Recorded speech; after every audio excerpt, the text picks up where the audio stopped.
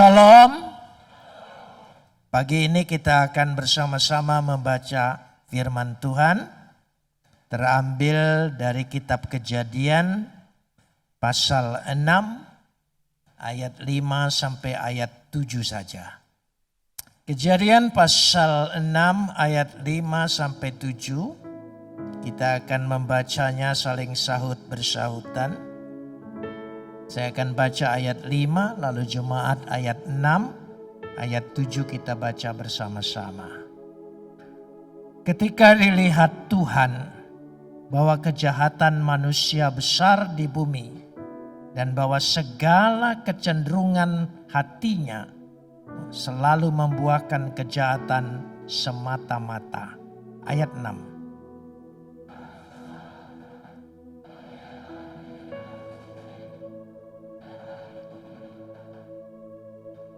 Berfirmanlah Tuhan, aku akan menghapuskan manusia yang telah kuciptakan dari muka bumi, baik manusia maupun hewan, dan binatang-binatang melata, burung-burung di udara, sebab aku menyesal bahwa aku telah menjadikan mereka. Kapot leha Adonai Elohenu kapot leha. Segala kemuliaan ya Adonai Tuhanku, kemuliaan bagimu. Pagi ini saya ingin berbicara tentang hati dan pikiran. Dan hidup manusia itu baik buruknya ditentukan oleh hati dan pikiran. Hati dalam bahasa Ibrani disebut lev. Lev itu hati. Suara hati disebut libi. Itu suara hati. Secara harfiah, lev itu lever. Harfiah. Tapi apakah hati kita itu ada di lever? Kalau levernya sakit, maka sakit hati? Tentu tidak. Tapi hati juga disebut kilia dalam bahasa Ibrani. Ginjal. Tapi tidak tepat juga kalau ginjal itu disebut hati. Bahasa Yunani menyebut kardia, hati. Hati, jantung. Ya, agak mirip tapi tidak juga tepat. Herannya, saya percaya yang hadir di sini pasti semua punya hati. Tapi di mana letaknya hati, ayo? Secara anatomi yang tepat letaknya hati itu di mana? Gak ada yang tahu. Misteri. Jadi jangankan hidup, jangankan Tuhan.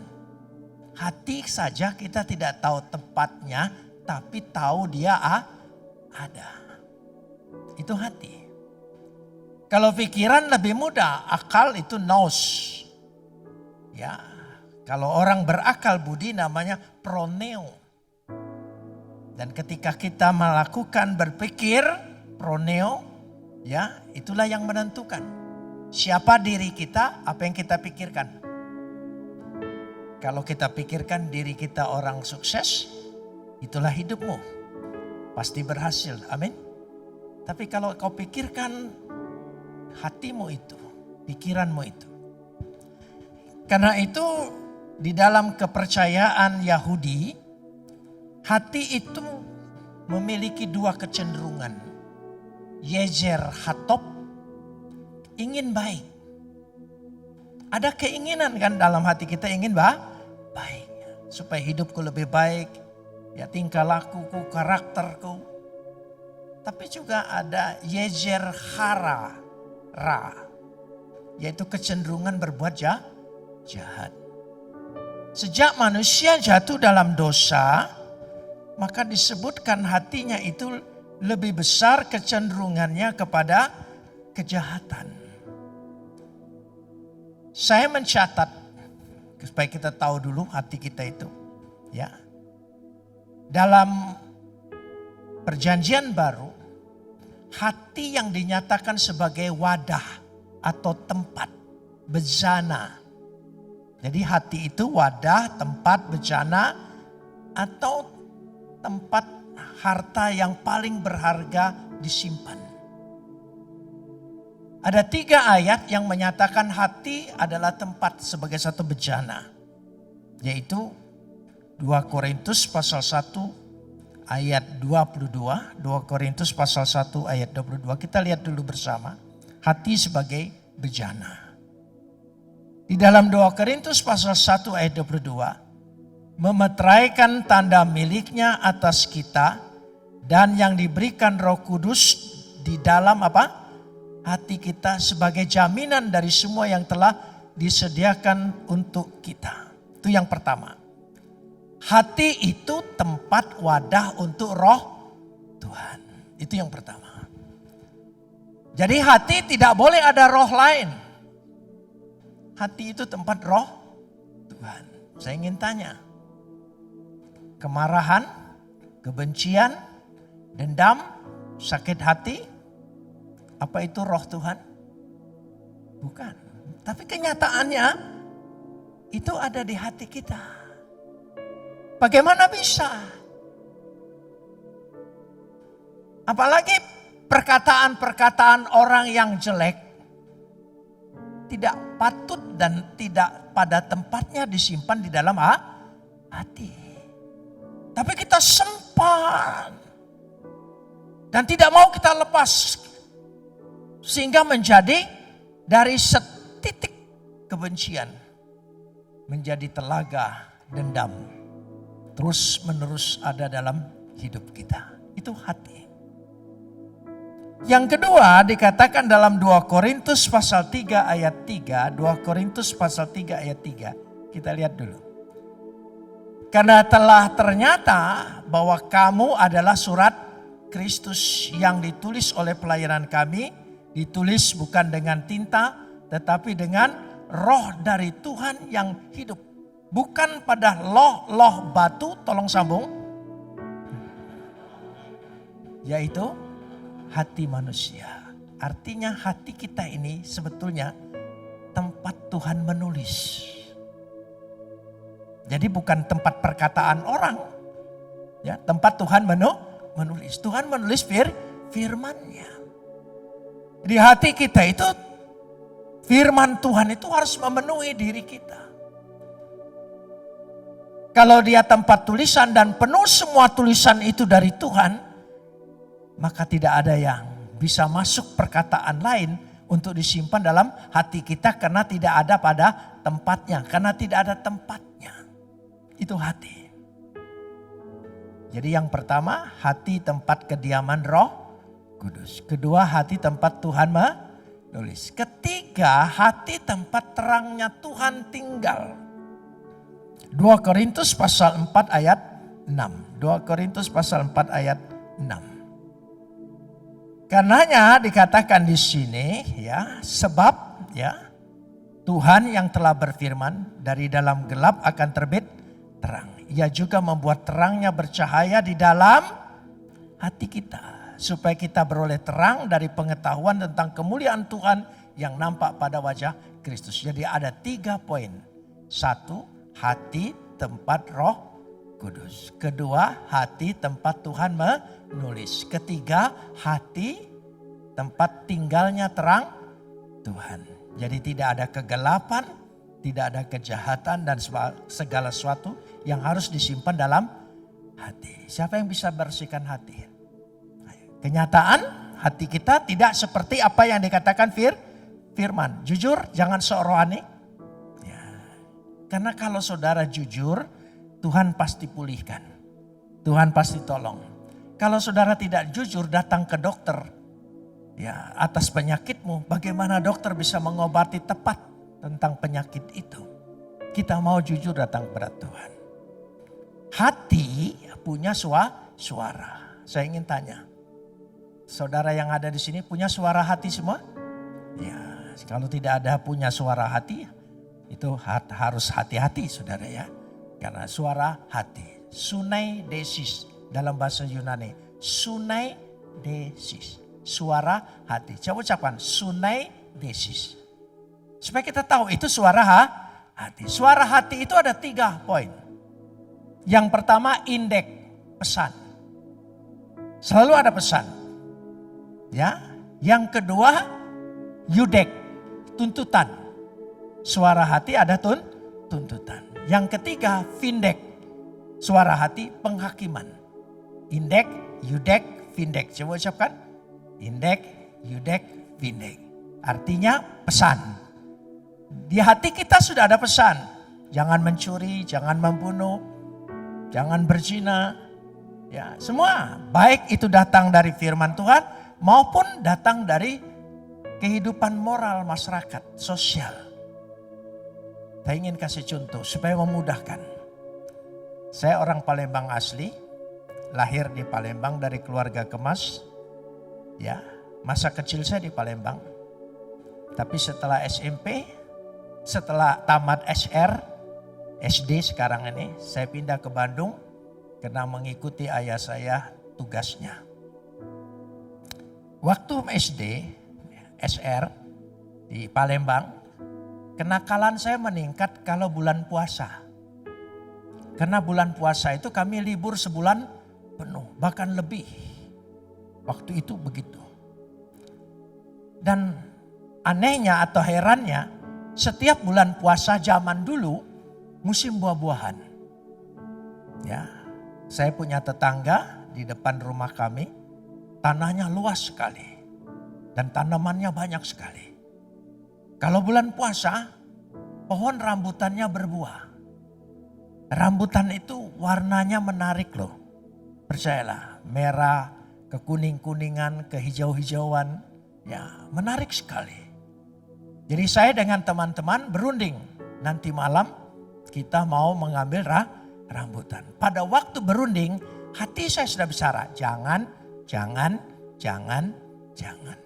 Tidak boleh, tidak boleh, tidak boleh, tidak boleh. Sudah ada suara hati sudah bicara, jangan, tidak boleh, tidak boleh, tidak boleh. Tapi warna rambutan lebih menarik. Ya, kalah suara hati. Tetap saja berunding dengan teman. Jadi kita cari tempat. Karena kami sudah tahu kebiasaan. Biasanya setelah orang puasa berbuka. Ya beribadah. Setelah itu capek mereka tidur. Disitulah kami beroperasi. Nah, kami merencanakannya. Nah sudah waktu merencanakan dan berangkat. Suara itu tetap kencang. Jangan, tidak boleh, jangan, tidak boleh. Tapi tetap kalah. Ya, tetap kalah. Dikalahkan oleh pandangan, nafsu. Dan ketika naik ke pohon pun, karena saya dianggap lebih berani, saya naik, ya, dan teman-teman lain nunggu di bawah. Saya naik. Waktu naik suara makin kencang. Jangan. Tapi sudah tetap memetik buah rambutan. Waktu metik suaranya tidak jangan lagi. Maling. Tuntutan. Sudah maling. Sudah tidak lagi indek. Tapi yudek. Sudah menuntut kita. Maling. Tapi tidak peduli. Terus dipetik. Ternyata di bawah sepi. Rupanya semua sudah teman lari. Yang punya waiem ada di bawah. Saya turun langsung seperti tidak menginjak lagi. Lari. Sejak itu saya terhakimi sebagai pencuri. Tidak berani lagi ketemu waiem. Lewat depan rumahnya tidak berani. Kalau saya lihat waiem sedang jalan di sana, saya nyimpang jalan lain. Sudah terhakimi saya. Jadi manusia itu kenapa tidak ada sukacita, damai sejahtera, kebahagiaan dalam hidupnya. Masalahnya yang rusak itu adalah hati. Akhirnya dia tidak pernah bicara apa-apa. Mungkin juga dia tidak jelas siapa yang mencuri karena gelap. Malam, sudah. Akhirnya saya jadi hamba Tuhan. Saya pulang ke daerah saya. Sudah jadi pendeta. Lalu saya ke rumah keluarga. Dan saya dengar waktu duduk-duduk dengan keluarga di dalam. Saya dengar dan saya kenal betul itu suara waiem. Dia bilang, Saya dengar Cik Mas pulang ya. Nama kecil saya Cik Mas karena kami dari keluarga Kemas. Cik Mas pulang ya. Begitu saya dengar dia langsung rambutan. Loh iya.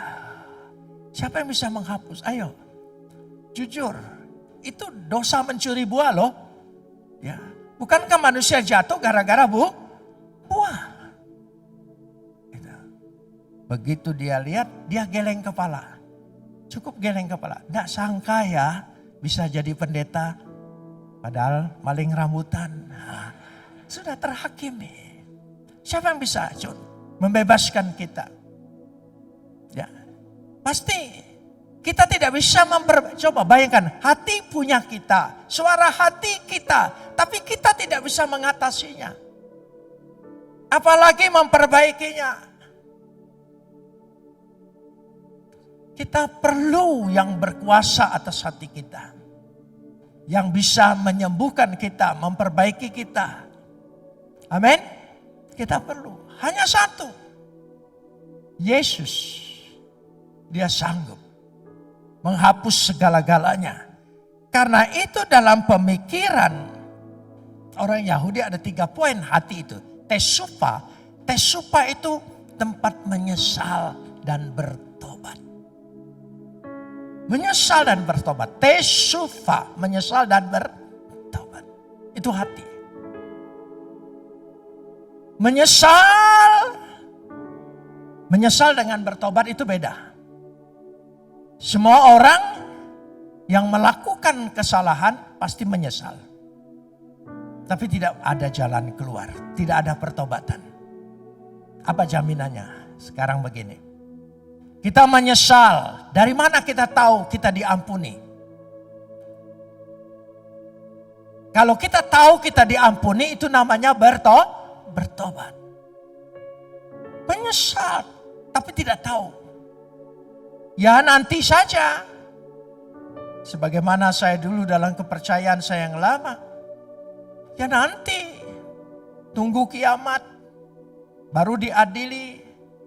Jika kau baik maka engkau selamat, jika tidak, jadi tidak ada pasti. Hanya satu yang memberikan kepastian. Dia sudah mati buat saya dan saudara. Dia sudah berikan tubuhnya dan darahnya. Tubuh dan darahnya bukti bahwa engkau punya kepastian sudah diampuni. Amin. Itu kepastian.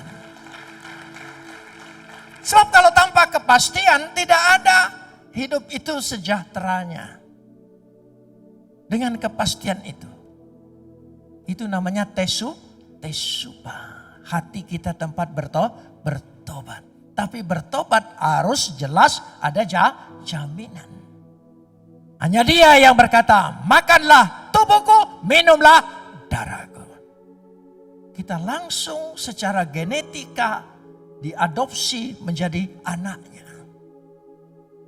Makanya kalau kita pergi ke gereja jangan pergi walaupun bahasanya agak bagus tapi saya kurang sependapat. Pergi ke rumah ibadah, enggak salah. Rumah ibadah untuk beribadah, enggak.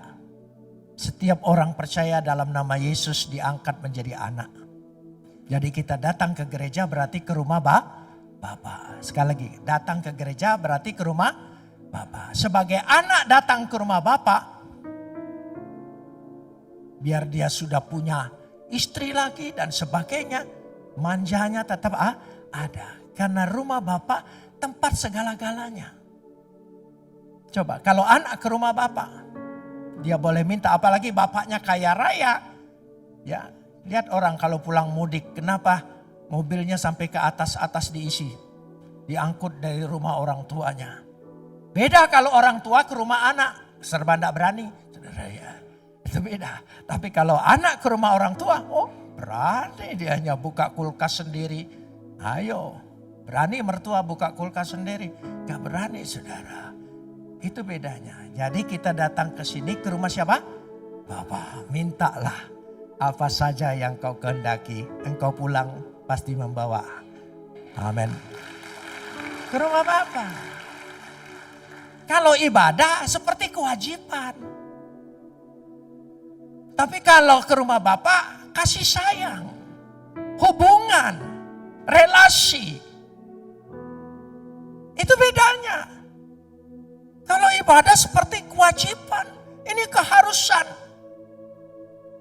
Tidak, ini karena kerinduan hatiku untuk jumpa kepada Bapa. Dan dengan berjumpa dengan Bapa, aku bisa mengadukan segala perkara kehidupanku dan aku pasti memperoleh jalan keluar. Amin. Ke rumah Bapa. Itu penting sekali. Itu tesupa. Yang kedua, emuna. Emuna. Keyakinan, kepercayaan, iman. Hati kita, tempat kita yakin dan percaya. Tuhan pasti tolong. Tadi saya bicara tentang buah. Saya masih rasa tidak habis-habisnya kesalahan saya tentang buah rambutan. Saya bisa bayangkan, saudara. Makanya ya, makhluk yang paling luar biasa itu perempuan. Ya, kenapa perempuan? Yang berani metik buah. Buah pengetahuan yang dilarang itu Adam atau Hawa? Hawa. Hawa itu berani. Adam jauh-jauh, dia main di pohon itu, di bawah pohon itu, di taman itu. Dia lihat-lihat, ya ingin tahu kenapa tidak boleh. Makanya keturunannya sampai sekarang kepo. Ingin tahu, ya apa, kenapa tidak boleh, kenapa? Kenapa yang lain semua boleh, yang ini tidak boleh? Yang berani ngobrol duluan dengan iblis siapa coba? Ya, makanya dia makhluk luar biasa. Yang belajar bohong duluan siapa? Jangan sakit hati. Karena itu bapak-bapak, laki-laki, jangan coba-coba bohongin perempuan. Dia tahu kita belajar dari dia belajar dari sumbernya, saudara. Makanya tidak bisa. Dia pasti tahu. Ini nasihat saya yang sudah menikah 56 tahun. 56 tahun. Sampai hari ini saya tidak mengerti apa maunya istri saya. Makhluk yang paling sulit dimengerti. Saya berani ngomong ini karena dia tidak ikut. Dan yang ketiga, tefila. Tempat bicara dengan Tuhan. Jadi itu hati. Hati itu tadi tesufa, emuna, tefila. Coba ucapkan tesufa, emuna, tefila. Itulah hati. Bicaralah dengan Tuhan. Dahsyat. Karena Tuhan pasti memberikan pertolongan. Hubungan kita. Tuhan bisa bersihkan itu semuanya. Tuhan bisa berikan pertolongan kepada kita. Bagi Tuhan. Karenanya dikatakan ya, hidup kita itu dalam hati kita. Ya, saya ingin coba kita melihat bersama-sama. Yaitu Mazmur 16 ayat 7. Mazmur 16 ayat 7. Kita bicara tentang hati. Hati tempat Tuhan bicara. Tuhan bicara di hati kita. Apalagi melalui Roh Kudus. Dia berbisik, berbicara dalam hati kita. Aku memuji Tuhan yang telah memberi nasihat kepadaku. Ya, pada waktu malam. Tolong sambung. Hati kita mengajari kita. Pasti dia memberikan solusi, jalan keluar, pemikiran. Ya, kehidupan kita. Supaya kalau hati kita dibebaskan pagi hari ini. Hidup kita damai sejahtera. Ada hubungan batin yang luar biasa. Itu hati. Saya kasih contoh begini. Orang menikah, kan orang lain, gak kenal sebelumnya, gak sanak, gak family, gak tetangga. Ya, Istri saya orang Sunda, saya orang Palembang. Setelah menikah lama, itu ada hubungan batin. Saya kalau pergi ke daerah pulang, ingin makan apa, sayur apa, tidak WA loh, tidak WA. Pasti kontak, tahu. Saya kasih contoh. Saya waktu memimpin gereja Metodis, saya orang Metodis sampai hari ini juga. Ya. Jadi majelis kami, ya bendahara kami itu sudah menikah lama sekali. Waktu saya berkunjung ke rumahnya, ya suaminya bilang dengan istrinya, Istrinya masuk ke dalam, bawa kopi susu pisang goreng. Heran saudara, bisa ngerti dia. Cari di kamus bahasa arti itu, kopi susu pisang goreng, enggak orang enggak ngerti. Tapi itu cukup, Ya sudah, karena pisang goreng panas, kopi susu sempat habis. Setelah habis, kopi susunya saya mau tambah, saya bilang dengan tante, Tantenya bilang, apa Domini? Ya saya orang Metodis jadi pendeta dipanggil Domini. Apa Domini? Jangan genit dengan orang tua. Gitu. Loh bukan tante, tadi om bilang, tante ngerti. Kok saya tante enggak ngerti. Kalau om lain. Karena ada hubungan. Jadi kita juga kalau dengan Tuhan, ya cukup ngerti Tuhan saudara. Ini tapi tidak ada hubungan, tidak akrab dengan Tuhan, tidak bergaul terus menerus. Bagaimana? Ya, jadi kita perlu bergaul. Itu tefila tadi. Tefila. Bergaulah dengan Tuhan. Jadi berdoa itu adalah bergaul dengan Tuhan, memohon pada Tuhan. Bukan memenuhi satu syarat upacara, liturgi yang harus dilaksanakan begini, begitu. Enggak, bertemu. Dan paling enak itu di dalam doa. Doa itu luar biasa. Saya kasih contoh. Saya percaya Yesus ditahan 6 tahun. Ya, tahun 74. Zaman pemerintahan Orde Baru.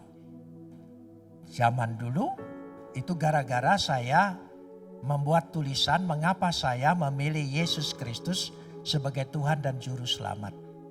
Tulisan saya itu dianggap mengganggu stabilitas keamanan. Ditangkaplah saya oleh Kopkamtib, ya, Laksuspus, atas dasar Pempres 11. Tahan dulu, tangkap dulu, periksa kemudian. Setahun, ya ditangkap, enggak diperiksa-periksa. Tahun kedua, baru diperiksa. Setelah tahun kedua, baru boleh dibesuk. Itu pun hanya kiriman. Jadi istri saya mulai kirim. Itu setelah 2 tahun. Jadi sebelumnya enggak boleh. Sama sekali tidak boleh. Jadi istri saya mulai kiriman. Saya masih ingat kiriman istri saya. Setiap bulan sekali. Roti Kongguan An yang black segi 4 itu. Itu tiap bulan dia kirim. Makanya sampai sekarang saya kalau lihat kaleng roti itu trauma saya. Ingat ya masa-masa sengsara. Sabun mandi Kamai. Ya, sekarang enggak ada lagi.